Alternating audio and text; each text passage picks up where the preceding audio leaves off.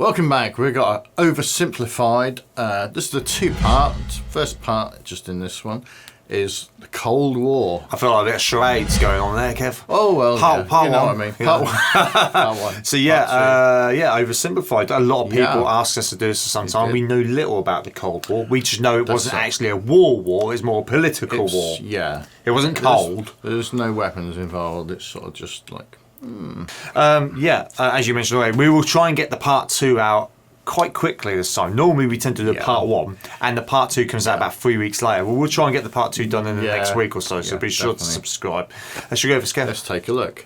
I've decided that in order to sell more merch, I should do a face reveal wearing some of it. So are you ready? Here we go. Boom. New Minimalist and Cold War merch available now, and get the new limited edition Churchill character pin before it sells out, with more characters coming in the future. Link in the description down below. That's clever. Yeah. The year is 1917.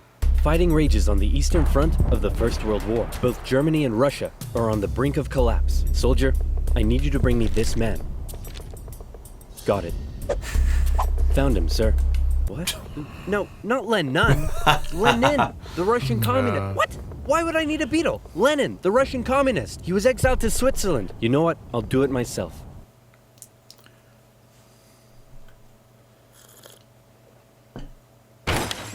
Who wants to start a revolution?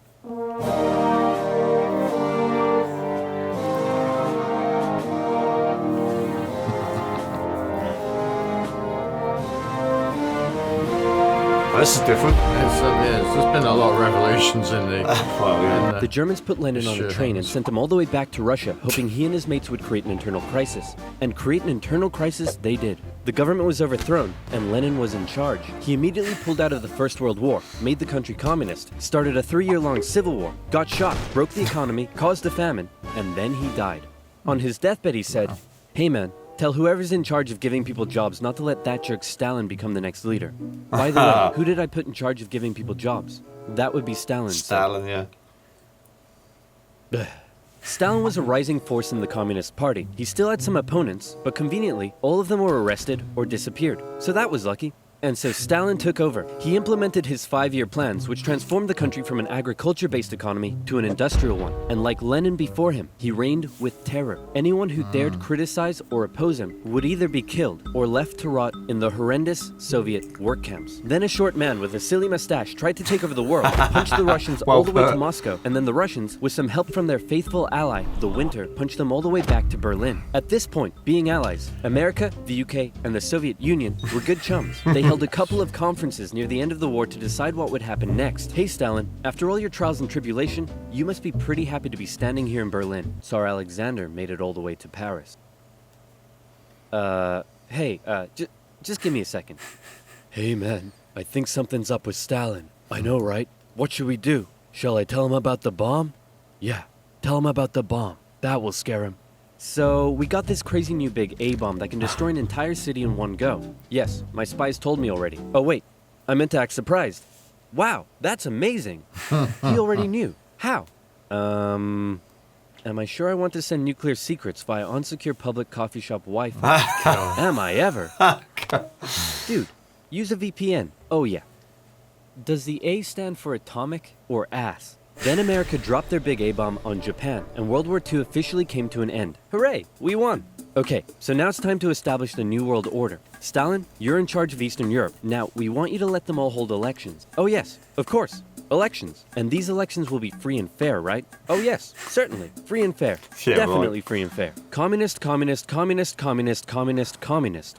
If that's not free and fair, I don't know what is. Throughout Eastern Europe, Soviet puppet governments were established as a buffer zone between the USSR and the West, with Churchill proclaiming an Iron Curtain had descended across the continent. The relationship between the old allies was deteriorating fast. Over the next few years, the British intervened in the Greek Civil War to prevent a communist takeover. In Turkey, the Russians began demanding more control of Turkey's sea access routes, which prompted the US to send their largest battleship to Turkey for a friendly visit. After World War II, Iran was now occupied by both the Soviets and the British, with an agreement to both pull out once the war was over. The British pulled out. Stalin was like, you know what?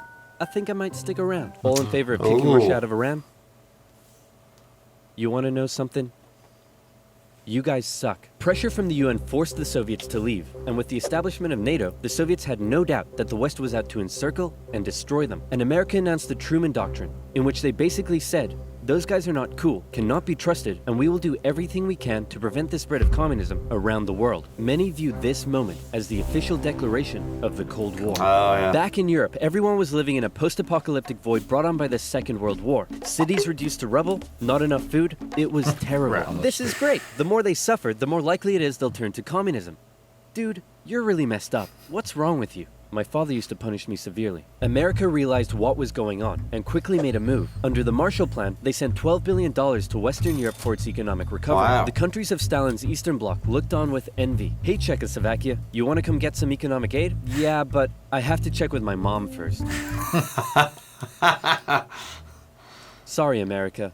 I can't come. This was a full-on economic battle raging between capitalism and communism in Europe. If the Western nations developed faster and better than the East, that would be a defeat for Stalin. So he set up his own rival economic recovery plan, which he called COMINFORM, and he also set up COMINFORM, which gave him more political control over the Eastern Bloc. But nowhere did this economic battle rage harder than in the city of Berlin.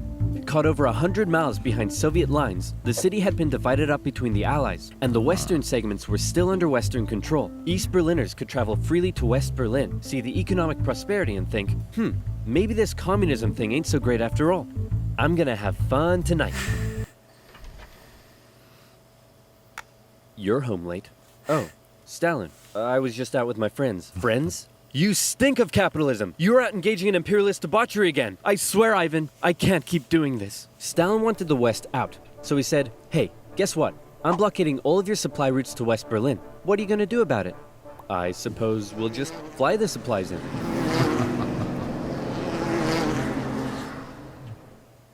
All right, Truman. You in this round. The Berlin airlift was an incredible undertaking and a major success for the Western Allies, and Stalin ended his blockade of West Berlin. His aggressive actions worried the West, but not as much as this did.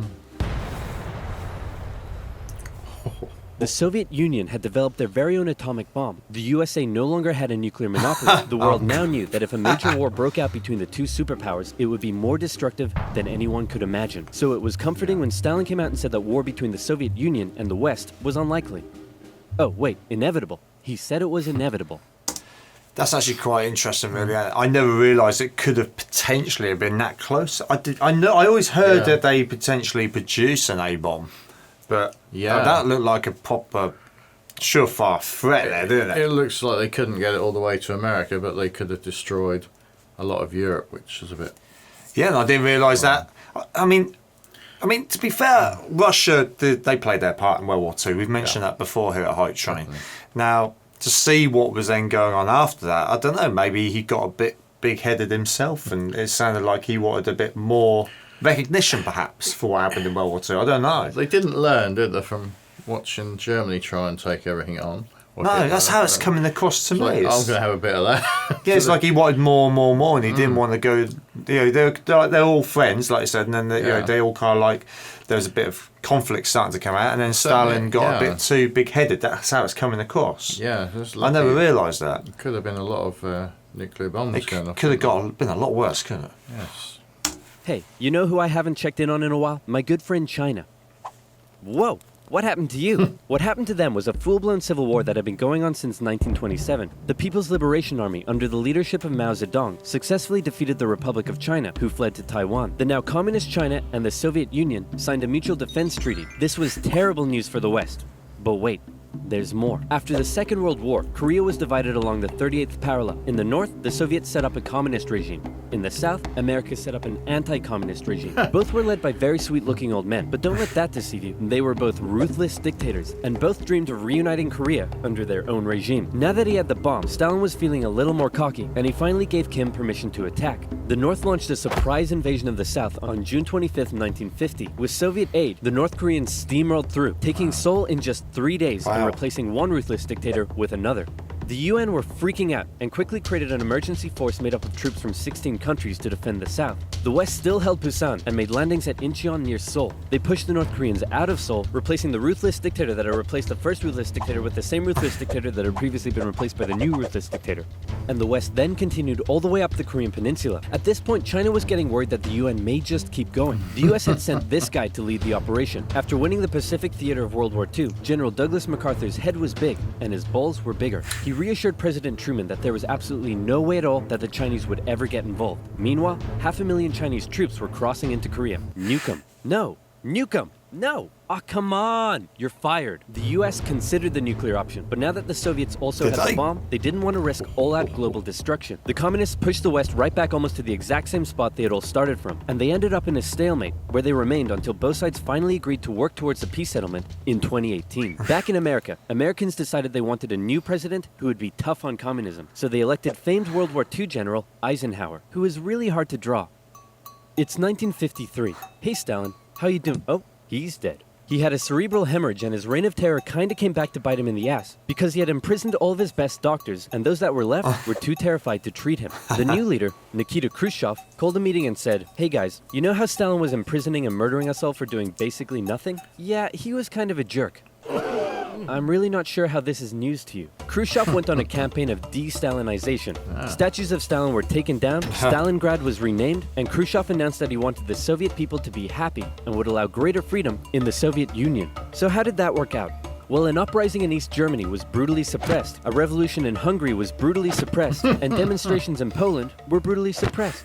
Although he did finally allow some mild reforms. Back in the Soviet Union, he permitted more cultural expression, but then began banning stuff based on his own personal taste. Modern art looks like a child urinated on a canvas. Banned. Jazz music sounds like the feeling of needing to fart. Banned. Your poetry is really depressing. How could anyone in the Soviet Union be depressed? You're banned. Khrushchev wanted the Soviet people to be happy, but not like that, or that, or that.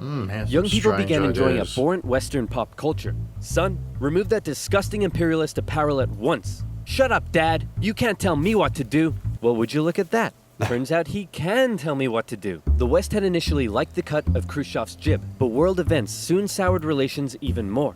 The two sides were spying on each other a whole lot throughout the Cold War. The KGB had spies and informants in nearly every aspect of Western life and government, so much so that whenever the US tried to send spies into the Soviet Union, the KGB were usually ready to arrest them on the spot. Members of the Manhattan Project aided the Soviet Union in acquiring the bomb. Some American officials believed they were on the wrong side. I'll sell you 3 secrets for $5 million.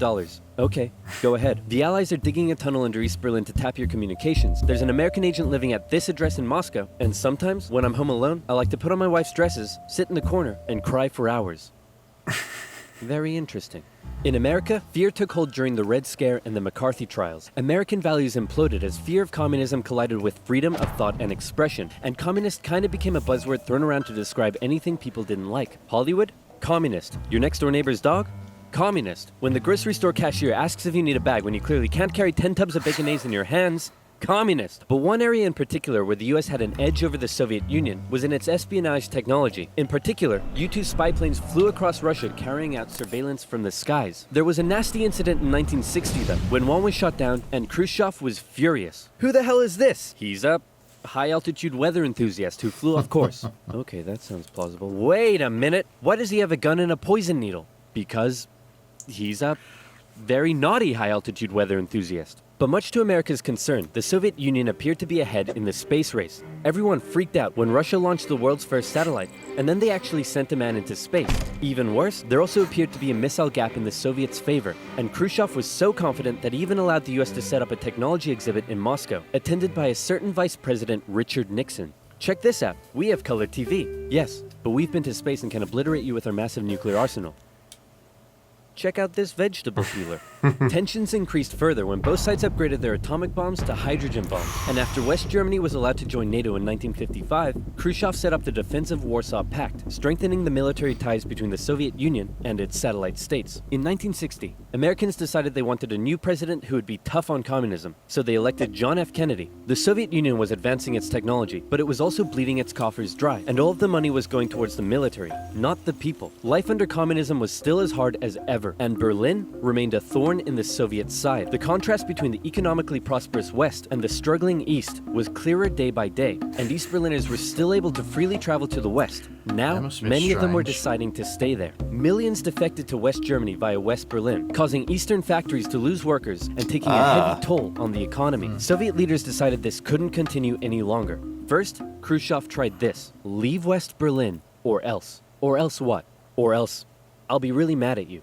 Yeah, no, we're gonna stay. Listen, man, West Berlin is ours, East Berlin is yours. That's just how it is. Kennedy felt pretty good about his show of American resolve. But wait a second, did you catch that? Let's replay it. East Berlin is yours. Uh-oh, Kennedy just told Khrushchev that the USA wouldn't interfere in what the Soviets did with their section of Berlin, so Khrushchev came up with a new idea. We're gonna build a wall, and it's gonna be a big, beautiful wall, and it's gonna keep out all the Mexicans. No, sir, that's wrong, it's gonna keep in these Berliners. Oh, sorry, it's gonna keep in all the Mexicans. On August 13th, 1961, Berliners woke up to find their city divided into two, with barbed wire and guards blocking the border between East and West. Over time, a wall was constructed throughout the city. Families were torn apart. Thousands would risk their lives escaping over the wall, and hundreds would die trying. To the despair of Berliners, the West were unable to do anything about it. But the wall did put on full display the failure of the communist system. As Kennedy said, democracy is not perfect, but we have never had to put a wall up to keep our people in. As part of the agreement between the two sides, US diplomats were still allowed to travel to East Berlin, but suddenly, East Berlin crossing guards started giving them the business, and Kennedy was like, nah-uh. In October, the US rolled tanks up to the crossing point at Checkpoint Charlie as a show of strength. The Soviets did the same, and the two were in a standoff. Really? They stayed like that for 16 hours, and the world braced for nuclear Armageddon. Thankfully, though, Kennedy called Khrushchev directly and was like, hey man, this is getting way too hot. How about you back your tanks up by an inch and we'll do the same? Sounds good. Okay, how about you back your tanks up by another inch and we'll follow suit? Alright, hey, you want to do another inch? And they both very slowly inched away from the apocalypse. Phew, let's hope that's the biggest crisis of my presidency. It wasn't. Oh, what's the next part now? I always wondered how that actually came to fruition, that, you know, the actual wall eventually getting built up. I mean, that must have got pretty quick, otherwise people still would have been running across, but no, they put barbed wire down first. Did you know that? No, I didn't know they put barbed wire down. The wall went up and everything, but it's not as cold a war as I thought, to be honest. It was still, not in a minute. It was still like plenty of time. That's only the 60s. That's the 60s, and it went through to like 1989 or something, didn't it? So. But like, we assumed it was purely political. It was kind of like someone just wanted to take over lots of countries, really. It weren't political as such, was it? It was more akin to Germany and Hitler, wasn't it? Wanting to take over more and more and own more and more. By the sounds of things, so far it didn't get too physical, did it? That was close. That's the only thing. Even going from an A bomb to a hydrogen bomb, the threats that were being sourced there were pretty immense, weren't they? Like it was tit for tat, the big night time. before the war, wasn't it? Like everyone's, that's what. You start first, then we'll carry on. We can blame you, but no one really wanted to push that hard physically. Thank crying out loud! That was a close one. I never knew they had tanks either side of the wall, and they were threatening war and destruction against each other. No. God, blimey, no. Part two. We need to check this part two out pretty soon. That will be coming pretty soon as well. So be sure to subscribe and whack down anything below there that we may have missed or you want to add. By all means, we do read the comments. Other than that, thanks for joining us. We'll see you all soon. Catch you on the flip side.